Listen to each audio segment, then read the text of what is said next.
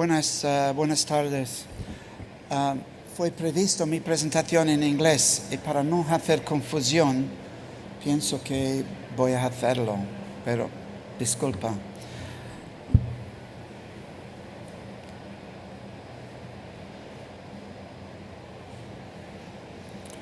So our association, IAHR, the International Association for Hydro-Environment Engineering Research, is a worldwide association of more than 4,500 engineers and scientists working in the hydro-environment science and engineering field. We are the oldest international association engaged in water science, engineering and research because we were founded in 1935 by the world's leading hydraulic research institutes. TEDx in Madrid was one of our early members. We're a non-profit NGO, and we have our offices in Madrid in Spain, hosted by TEDx, and in Beijing in China. Our operation in Spain is supported by Magrama, TEDx, and Suez. Our strategy is to engage leading hydro-environment engineering companies, government agencies, and institutes with scientific advance through a strongly research-driven membership. As already mentioned, I'm the executive director, and I spend my time between Madrid and Beijing. We have 17 technical committees covering different areas of the hydro-environment science sector, and which host specialist conferences, publish journals, and hold other activities. So in the next few minutes, I would like just to give you a little taste of what we do. And I was asked to talk about resilience and more on the smart cities area. So I'm going to present a little bit of some of the activities of our members in the hydroinformatics area.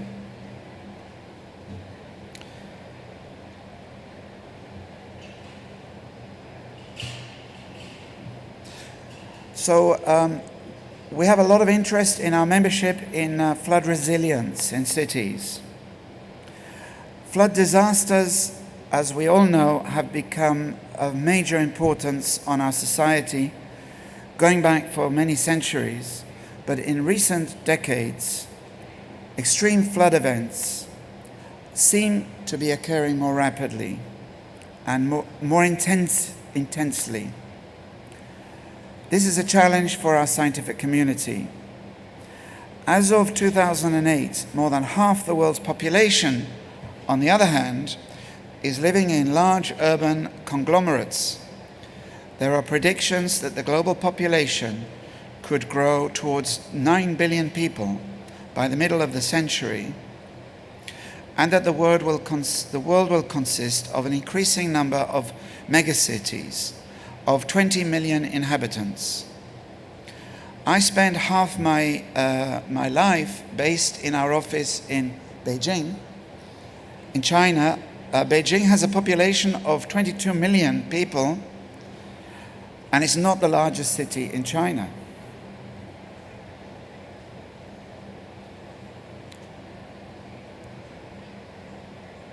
Excuse me. Many of the coastal megacities of today were not designed with high safety levels in mind.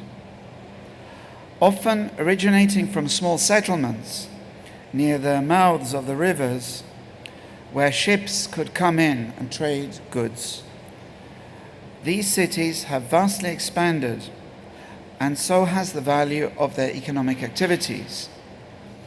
Typical values for protection standards, if there are any, range from 1 in 100-year flood protection to 1 in 1,000-year floods in terms of the design return periods.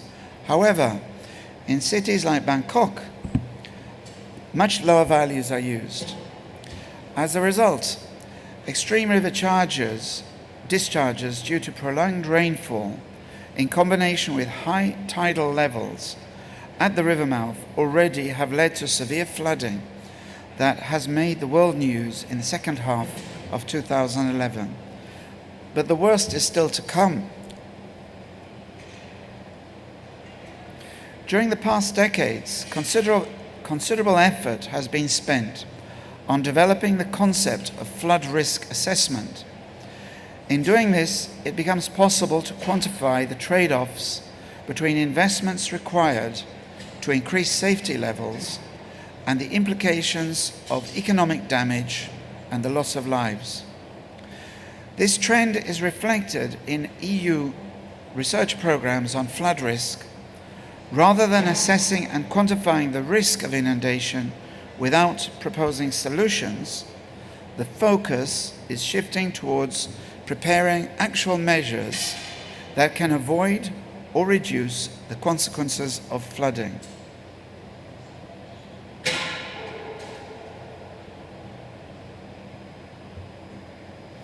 One such example in the Netherlands is the city of Dordrecht in the south, which is connected to the North Sea, and it's very exposed to storm surges as well as the effects of sea level rise. The houses in the inner city have recently been flood-proofed and can now withstand serious inundation levels without experiencing much damage, if at all. Such adaptive measures are presently being explored both in research and in pilot projects.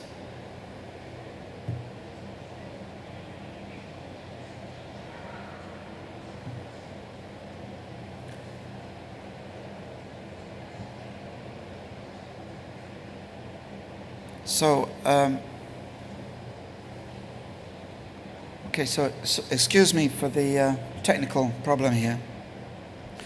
Rather than relying on one superstructure to protect a hinterland, the concept of multi-level safety is receiving considerable attention at present, certainly within the European Union.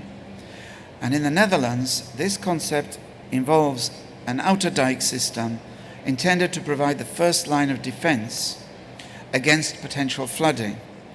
And secondly, spatial planning and the layout of roads and transportation infrastructure in such a way that access is assured to shelters and safe havens.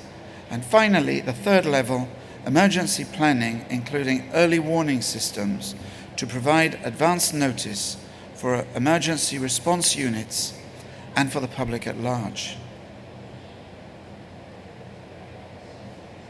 The number of large flood disasters is increasing each year, and flood damage is rising by about 5% annually.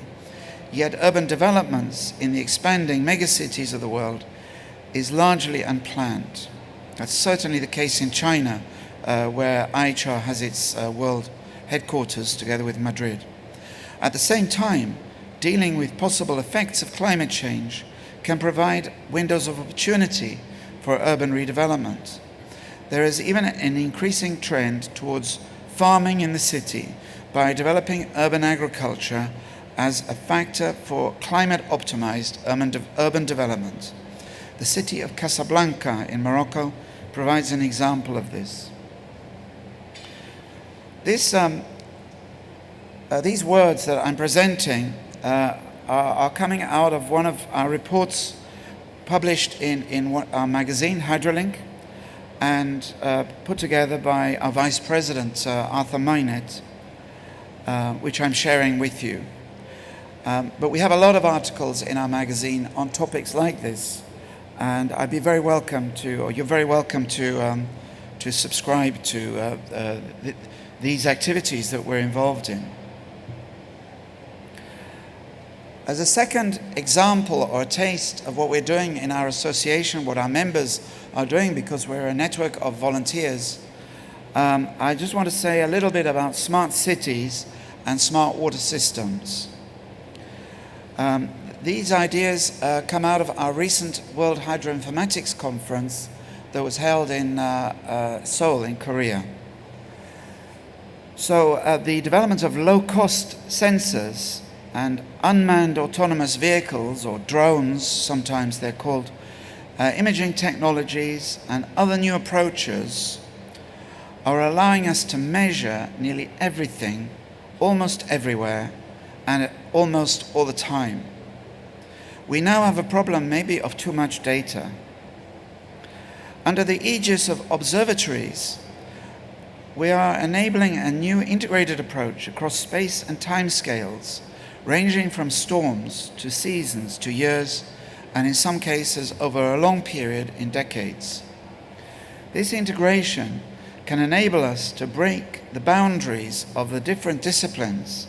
So in our case, we're hydraulic engineers, but we're now more able to collaborate with other disciplines and bring data directly to the desktop or even to smartphones, to the public. Smart cities hold the promise to potentially make the growing number of megacities around the world more efficient in resources, more resilient to climate change, and eventually help improve the quality of life for the citizens. However, they also pose a number of difficult technological, socioeconomic, and ethical questions. Water is one of the key services provided by utilities in urban areas. However, we feel that water is often neglected by smart city proponents who focus more on energy, transport, and telecoms. So I've just given you a taste of presentations which were given in our hydroinformatics conference in Seoul. I'd also just like to give you some information about other activities which we have, which are coming up.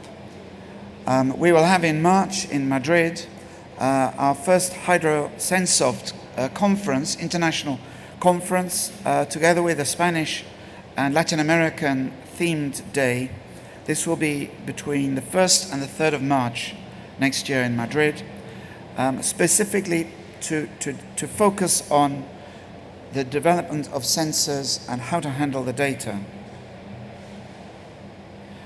We will also have the next hydroinformatics conference in Palermo in Italy in 2018, much nearer than Seoul. So we hope to have a stronger Spanish participation in that conference.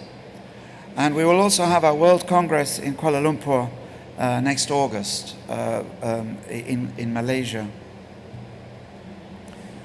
I'd like to finish by opening up the discussion that I've been presenting some of the challenges which we believe that engineers and science community face. But there is also one other challenge which I would say most engineers have, which is communicating to the public. So I'd like to finish, my last note is something a little bit more humorous, which is, I hope that you understand this. And God said, and then we have a lot of differential equations, and there was light. Now, if you don't understand this joke, then I think you should be thinking about improving your communication skills. Thank you very much. Gracias.